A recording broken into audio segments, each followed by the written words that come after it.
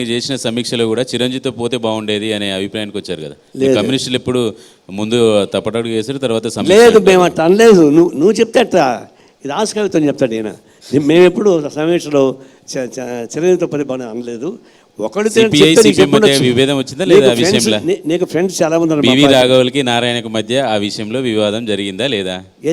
దేనిపైన? పిఆర్పితో కలిసిపోవాలని ఒకరు, అవసరం లేదని ఒకరు, అది అయిందా లేదా?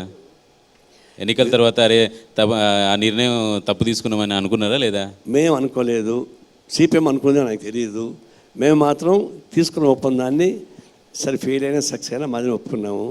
మేము ఎప్పుడు కానీ చిరంజీవితో పోయితే బాగుందని చెప్పేసి మేము అనలేదు, మేము సమీక్ష కూడా లేదు.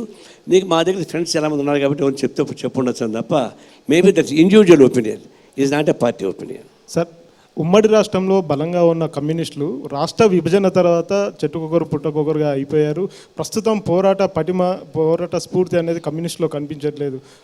ఏపీలో పరిస్థితి ఏ విధంగా అవుతుంది? పెద్ద రాష్ట్రాల్లో ఉండేటువంటి డెమోక్రటిక్ ప్రిన్సిపల్స్ చిన్న రాష్ట్రాలు ఉండవు. ఆ ప్రమాదం కొన్ని వచ్చిన మాట వాస్తవమే, ఇక్కడ కానీ అక్కడ కానీ. ఇప్పుడు ఆంధ్రప్రదేశ్లో మేము రఫ్గా వెదర్లో ఉన్నాం, ఎదురుగాల్లో ఉన్నాం. ఎందుకంటే జనంలో అటు వైసీపీనా టీడీపీనా అనేటువంటి ఇది వచ్చిన తర్వాత మేము రఫ్ వెదర్లో ఉన్న మాట వాస్తవం. అయినంత మన పొలిటికల్ వ్యూస్ మేము పోగొట్టుకోలేం కదా, జనం దగ్గరికి పోవాలి కదా, మా ఒపీనియన్ మేము చెప్పుకోవాలి కదా. అందువల్ల మేము కలిసి సిపిఐ సిపిఎం కలిసి ఒక 2 పార్లమెంట్ సీట్లు, ఒక 16 అసెంబ్లీ సీట్లతో పాటు మిగతా కాంగ్రెస్ పార్టీ కలిసి పనిచేస్తున్నాం, మా పొలిటికల్ ప్రచారం చేస్తున్నాం. ఎంతవరకు వస్తే ఎంత రాజకీయ ప్రచారం సాగించడంలో మేము బాగా చేస్తున్నాం. రిజల్ట్స్ ఎట్లా వస్తాయో చెప్పలేము. అధికారంలో ఉన్న పార్టీపై కానీ లేదంటే అప్పుడున్న సిచ్యువేషన్ బట్టి ఆ పార్టీల మీద విమర్శలు చేస్తుంటారు. అదే పార్టీలకు సంబంధించిన నేతలు మీ పార్టీ కేంద్ర కార్యాలయానికి వచ్చి మద్దతు ఇవ్వమంటే చల్లబడిపోయి వెంటనే మద్దతు ఇస్తారు. ఎందుకు సార్ పార్టీ ఆ విధంగా ఎందుకు తీసుకుంటే వాళ్ళు వచ్చిన వెంటనే మేము ఇప్పుడు రీసెంట్గానే అంతకుముందు కూడా టీఆర్ఎస్ వాళ్ళు కూడా మీ ఆఫీస్ కేశవరావు కూడా వచ్చారు కదా, గతంలో వచ్చి మద్దతు అడిగారు. ఇప్పుడు వీళ్ళు వచ్చి అడిగారు.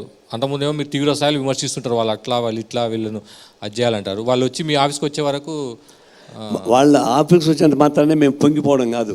అదే ఉంది సార్, రిజల్ట్ చూస్తే పొంగిపోయినట్టుగా అనిపిస్తుంది. మద్దతు ఇస్తారు కదా, వెంటనే అన్ని వదులుకొని మద్దతు ఇస్తారు. తర్వాత మళ్ళీ మాకు అయ్యో అలా చేశారు వదిలేశారు మేము దాన్ని వలకరైజ్ చేయడానికి ఉపయోగించుకుంటున్నారు. కానీ మేము వాళ్ళు వచ్చి మా ఆఫీస్కి వచ్చే పని మేము పొంగిపోవడం కాదు. అటు బీజేపీ మా ఆఫీస్కి వచ్చి పొంగిపోతామా, టీఆర్ఎస్ మా ఆఫీస్కి పొంగిపోతామా? పొలిటికల్గా జాతీయ స్థాయిలో కలిసి ఉన్నాం కాబట్టి వాళ్ళు ఆఫీస్కి వచ్చారు, మాట్లాడుకున్నాం, సపోర్ట్ చేస్తామని చెప్పాను తప్ప ఏదో వాళ్ళు వచ్చి పట్టుకున్న మనం మేము ఉప్పింగిపోతామని చెప్పేసి అంటే మేము కాంగ్రెస్ పార్టీని చూడలేదా? మాకు ఎదురు పుట్టి పెరిగిన వాళ్ళే కదా, మేము అటు ఉప్పింగిపోవాల్సిన అవసరం ఉంది. రాజకీయ ఒడంబడుకుంటేనే మేము మాట్లాడతాం, రాజకీయ ఒడంబడితే ఇంటికి వచ్చి కూడా మేము మాట్లాడాం. ఇప్పుడు కాంగ్రెస్ పార్టీ మేము కలిసి ఉన్నాం కాబట్టి వాళ్ళు ఆఫీస్కి వచ్చి మాట్లాడారు కాబట్టి ఒప్పుకున్నారు. సార్, ఆంధ్రప్రదేశ్లో సంక్షేమ పథకాలు ప్రకటించడంలో అటు జగన్ కావచ్చు, ఇటు చంద్రబాబు కూటమి కూడా కావచ్చు పోటీ పడుతున్నారు. జగన్ 5 ఏళ్ల పాటు ఇస్తున్నటువంటి సందర్భంలో రాష్ట్రం కొలంబో అయిపోయింది, వెనిజులా అయిపోయింది అన్నటువంటి చెప్తున్నారు, ఆరోపించారు. ప్రజెంట్ చంద్రబాబు కూడా చెప్తున్నటువంటిది ఏంటంటే జగన్ ఇచ్చేదానికన్నా 2 రూపాయలు ఎక్స్ట్రా ఇస్తానన్నటువంటి మాట ఉంది. అంటే ఒకరు చేస్తే ఆర్థిక నష్టాల్లోకి పోతాం, మరొకరు చేస్తే 2 రూపాయలు ఎక్స్ట్రా ఖర్చు అయినా కానీ అభివృద్ధి అనేటువంటి ఒక నినాదం వినిపిస్తుంది. సో లెఫ్ట్ పార్టీలు ఎలా చూస్తున్నాయి? మీరు కాంగ్రెస్తో కలిసి ప్రయాణం చేస్తున్నటువంటి నేపథ్యంలో ఈ సంక్షేమ పథకాలు జనంలోకి తీసుకెళ్లేదే పోటీగా మారింది, అభివృద్ధి అన్నదాన్ని మర్చిపోతున్నారన్నది ఒకటి ప్రధానమైనటువంటి ఆరోపణ. ఇప్పుడు చంద్రబాబు నాయుడు హామీలు అన్నమాట ఇస్తున్నాడు, వాలంటరీ వ్యవస్థ మీద తోలనాడాడు, ఆయన తిట్టాడు, వాళ్ళని 5,000 రూపాయలు దండగా అన్నాడు. ఇప్పుడు ఆయన 10,000 ఇస్తా అంటున్నాడు. అదే అంటే అతని కంటే కొనుడు ఆచంట మల్లన్నని ఈయన పోటీ పడుతున్నాడు. పోటీ పడితే రేపు ఆయన సంగతి తెలుస్తుంది. మేమేమి చంద్రబాబు నాయుడు చేసేటువంటి సంక్షేమ పథకాలని అప్రిషియేట్ చేయడం లేదు, జగన్మోహన్ రెడ్డి చేసేటువంటి సంక్షేమ పథకాలతో పాటు లింకే పెట్టమన్నాం. డెవలప్మెంట్ లేకుండా నువ్వు సంక్షేమ పథకం పెడితే ఇన్బ్యాలెన్స్ అవుతుంది. కాబట్టి నీకు 7 లక్షల కోట్ల రూపాయలు ఎందుకు తప్పైంది రాష్ట్రంలో?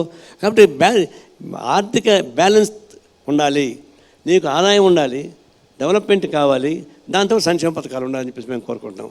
వెనిజులా ఎగ్జాంపుల్ చెప్తున్నా, కమ్యూనిస్ట్ గవర్నమెంటే వాళ్ళకి బాగా డబ్బులు ఉన్నాయని చెప్పేసి విపరీతంగా పెంచారు, ఇంట్లో పడుకుని నిద్రపోండి అని చెప్పండి. ఇప్పుడు ఏమైంది? కుక్కలు చెప్పిన ఇస్త్రీ అయిపోయింది. అట్లాంటి కాకుండానే మా ఉద్దేశం. ప్రతి బిగ్ బాస్ షో వచ్చినప్పుడు నారాయణ షో కూడా వస్తుంది.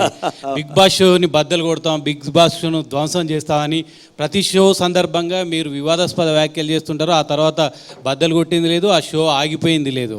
ఎందుకు మీ బిగ్ బాస్ షో మీద అంత రాద్ధాంతం చేస్తారు ప్రతిసారి? ఒక విధంగా చెప్పంటే వ్యభిచార గృహాలు లాంటివి, దాన్ని ఎంకరేజ్ చేయకూడదు మా ఉద్దేశం. బిగ్ బాస్ అనేది ఒక చీడ పురుగు, సమాజానికి ఉపయోగపడదు.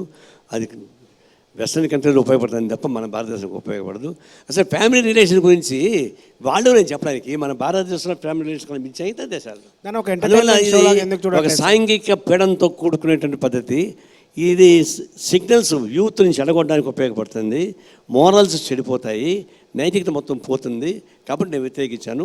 వ్యతిరేకమైన అగ్రెసివ్ చెప్తాం, ఫైట్ చేస్తాం.